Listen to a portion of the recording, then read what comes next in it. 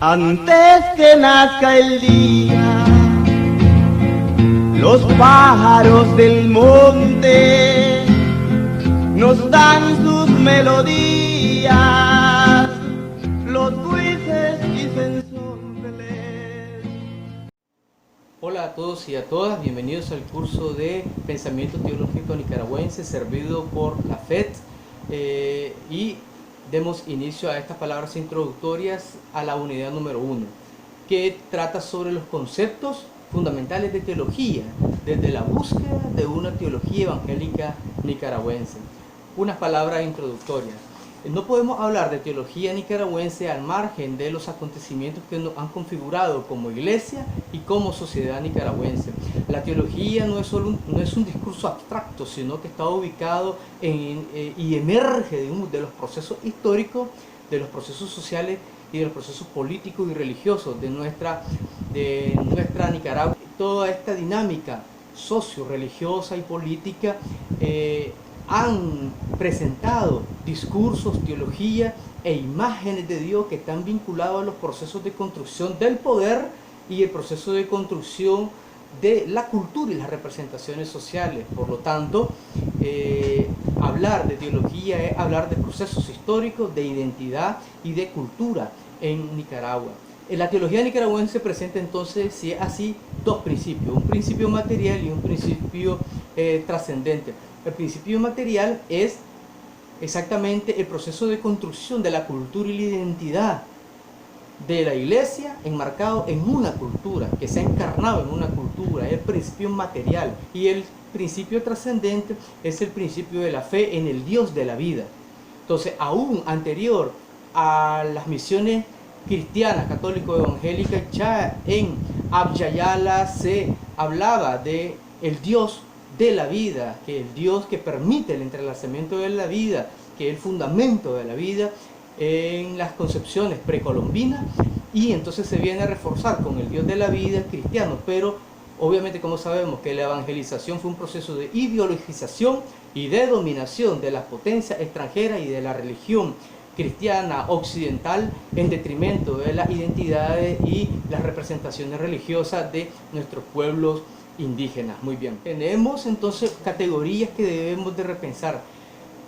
Las categorías, solo se pueden introducir nuevas categorías críticas, creativas, cuando son necesarios trascender un lenguaje de dominación y no encontramos dentro del lenguaje heredado categorías liberadoras.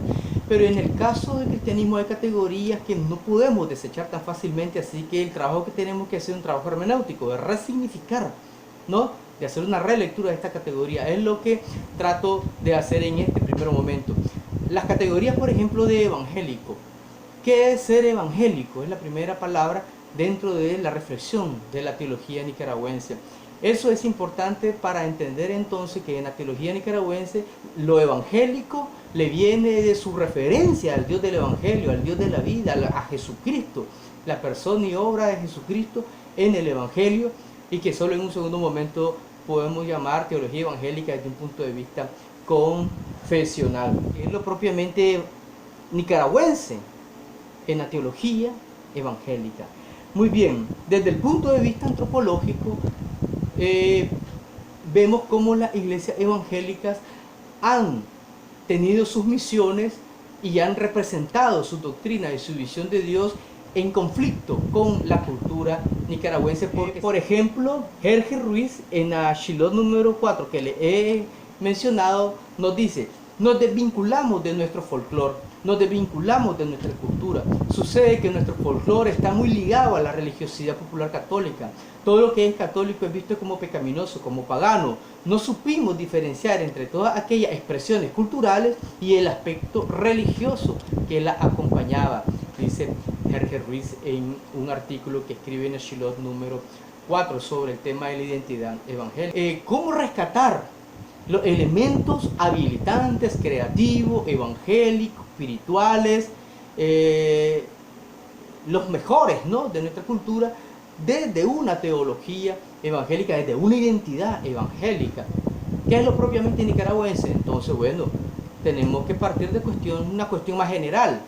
Bueno, la identidad y la cultura nicaragüense es un sinnúmero de elementos que conforman nuestra identidad, ¿no? Tradiciones, folclore, comida, expresiones, formas de ser, de pensar, de representar lo religioso en las diferentes regiones de Nicaragua.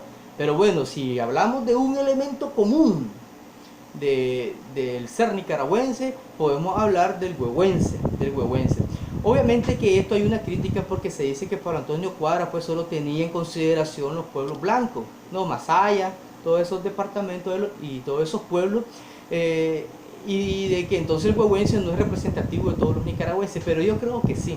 No, hay en todo y cada uno de los nicaragüenses ciertos arquetipos, ciertos símbolos que nos unifican, que nos identifican y que están allí en el subconsciente o, en la lógica de Carl Jung, en el inconsciente, no, de las personas, pero también cultural y social. Esto lo ha dicho por varios, como Aldo Díaz Lacayo en El Nicaragüense, una reinterpretación, por ejemplo.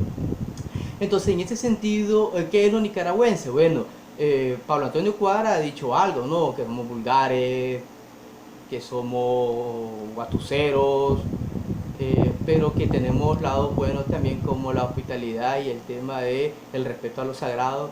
Tenemos también la postura de José Coronel Urtecho, por ejemplo, que José Coronel Urtecho dice que el nicaragüense y la cultura nicaragüense tiene la posibilidad de una apertura universalista, y es lo que le hace falta a la cultura nicaragüense, universalizarse, pensarse desde lo universal y no solo desde ese reduccionismo folclorista, ¿no? Y la mejor expresión de ellos es Rubén Darío, él nos dice. Pero también tenemos otros como por ejemplo Alejandro Bolaños Davis, que nos habla de que en el nicaragüense hay un desequilibrio, ¿no?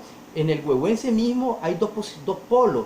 El polo, la sorna huehuense, el nicaragüense burlesco, que nos representa a Pablo Antonio Cuadra, y el nicaragüense sabio, el huehuense sabio. Y dice que el problema en nuestra cultura es que hay un desequilibrio porque en nuestra cultura, por un sinnúmero de causas, la balanza está desequilibrada hacia la sorna huehuense, pero que podemos nosotros trascender hacia el polo opuesto, que es el huehuense sabio. Entonces hay un desequilibrio, y en este sentido nos recuerda las palabras de Alejandro Serrano Caldera, que habla de que en nuestra cultura, en el corazón de la cultura nicaragüense, hay una ruptura, ¿no? Hay una ruptura, y entonces que hace falta una síntesis de esa ruptura en la identidad nicaragüense. Entonces tenemos todo esto, pero tenemos, según estos culturalistas, la posibilidad de o hacer una síntesis o ir al polo sabio de la cultura, o sea, rescatar aquellos elementos habilitantes, aquellos elementos creativos que nos ayuden a trascender la violencia, los conflictos y el tema del subdesarrollo y los fatalismos de Nicaragua. De ahí es donde entonces la teología debe de tomar de esta savia, de este material que nos hace, que nos da nuestra identidad a los nicaragüenses, y desde esta identidad, desde esta materia prima que somos, hacer teología desde esta materia prima, porque sucede que no es por un reduccionismo ni un chauvinismo, sino que se trata de hablar de Dios de propia experiencia, hablar de Dios desde la propia identidad, que no está en contradicción con el hablar de Dios más universal, sino que ese Dios que se revela universalmente se hace concreto, se hace cultura, se hace persona, se hace usted, se hace mi persona, y desde ahí es que puede haber una expresión fenoménica, ¿no? A través de nuestra expresión de algo que es trascendente totalmente. Tenemos muchos elementos dentro de nuestra identidad que pueden ser rescatados como desde el arte, desde la pintura, desde la música, como digamos la misa campesina, por ejemplo, ¿no? Como la música de nuestra iglesia allá en el campo o en la ciudad, que tenemos un sinnúmero de himnos cristianos, pero debemos de, digamos, trascender el tema de las cuatro paredes y el reduccionismo religioso, y entender que la iglesia está inserta en una cultura y cuáles van a ser esos aportes desde la fe, desde la iglesia, desde las representaciones religiosas nuestras al desarrollo de la cultura nicaragüense. Eso son preguntas y tenemos que ir avanzando en ese sentido. La otra categoría entonces sería teología. Entonces, en síntesis, la teología desde la teología nicaragüense se entiende la teología en la línea de San Anselmo de Canterbury, que decía que la teología era la fides quaerens intellectum. O sea, también Gustavo Gutiérrez tiene una teología muy latinoamericana y muy material, ¿verdad? Ah, que obviamente nosotros la respetamos y la tenemos en consideración. Ahora, ¿por qué entonces este concepto de San Anselmo? Porque el concepto de San Anselmo me parece que puede ser releído desde la actualidad. ¿Por qué? Porque la palabra fides, fe, quaerens, en búsqueda, intellectum, de inteligencia, me parece que tiene sentido, porque realmente la teología es esa reflexión, es oración hecha reflexión, es vivencia hecha reflexión, es celebración cultica hecha reflexión, es compromiso social, comunitario hecha reflexión. Entonces, y si es esta experiencia de estos diferentes ámbitos que se hace reflexión, entonces es una fe realmente que busca su inteligencia y es una inteligencia que está iluminada con la fe. Entonces me parece que puede ser rescatable. Lo único pues de que uno intellectum ya no puede ser la razón dominante moderna, no puede ser la razón masculina, patriarcal, ecocida, sino que debe ser un nuevo logos, ¿no? Una nueva palabra encarnada, ya encarnada y que sea estructurante, ¿no? De nuevos discursos, de nuevas realidades más equitativas, más justas, ¿no? Entonces hay que repensar entonces el tema del intelectum, de las teologías sistemáticas, de poder, ahora de las teologías contextuales y comprometidas con los procesos de liberación ecológica, de género, de la niñez, de la misma teología. La teología necesita ser liberada para ser realmente teología, pero no solo puede ser fide a la tradicional como discurso religioso, fides, no, sino que debe ser una fe realmente, digamos, que no debe confundirse con el dogma o con la doctrina.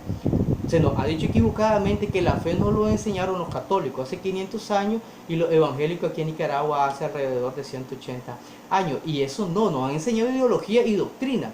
La fe es un don de Dios, no, es un don de Dios que es anterior al tema del adoctrinamiento confesional. Entonces, en ese sentido, el FIDE ya no puede seguir siendo la ideología de la doctrina, sino que FIDE debe ser una potencia como don de Dios que nos redignifica, que nos hace despertar y nos hace nacer de nuevo, nos ubica en la dimensión de la gracia y entonces nos hace ser agentes de bien, agentes de paz, agentes de procesos de transformación.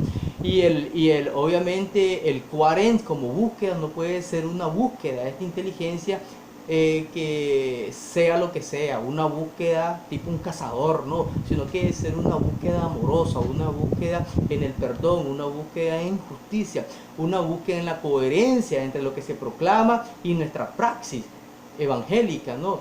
Entonces no puede ser en connivencia con los poderes de este mundo, ni el dinero, ni la política, ni la ideología, ni nada de ninguna de estas poderes que corrompen y matan. Debe ser una búsqueda realmente desde la lógica del reino de Dios, fides quaerens intellectum. Y exactamente esta reinterpretación cabe con una teología evangélica nicaragüense en ese sentido.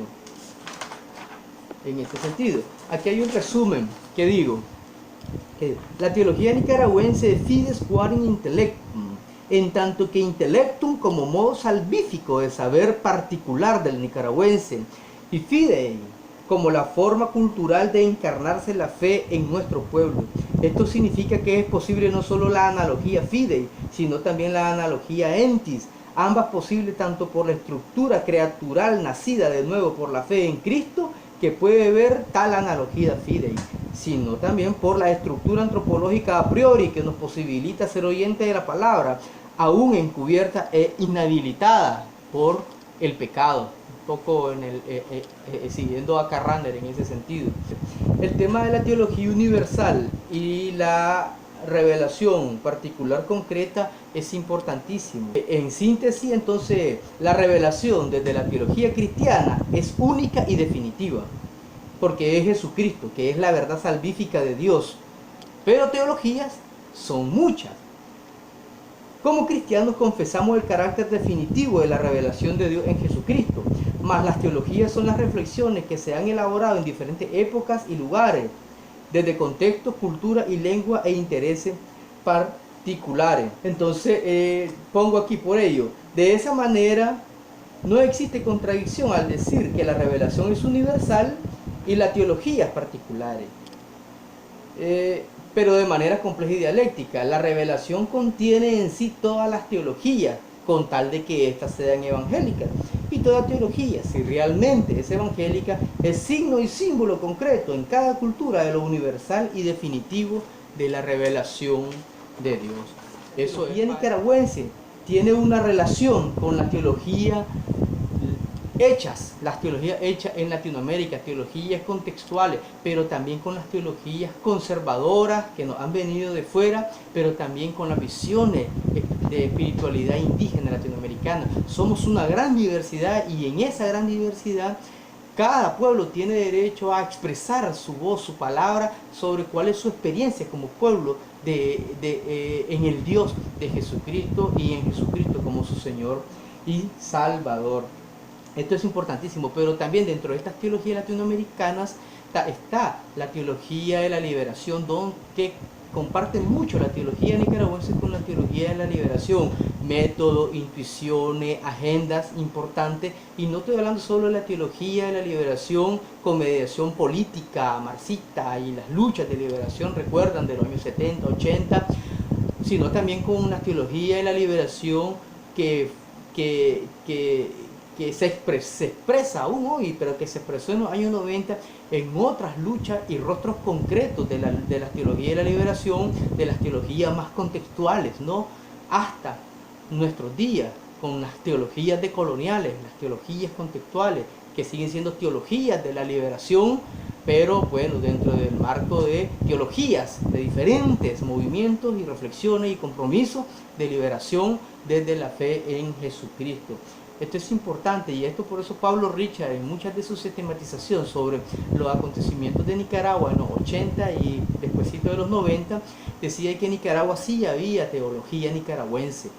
Hoy día muchos compañeros me dicen que no hay teología nicaragüense, pero yo estoy en desacuerdo con eso, que no haya teología sistematizada, o sea, un órgano teológico nicaragüense como tal.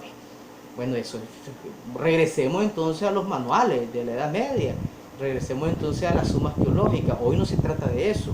Hay teología donde hay reflexión sobre Dios, Jesucristo, sobre la fe desde las propias realidades, y aquí tenemos pues mucha literatura y expresión de esa teología encarnada, o sea, teología nicaragüense. Entonces Pablo Richard nos decía que en Nicaragua la teología es como un árbol que tiene raíz, tronco y ramas, que es lo tupido.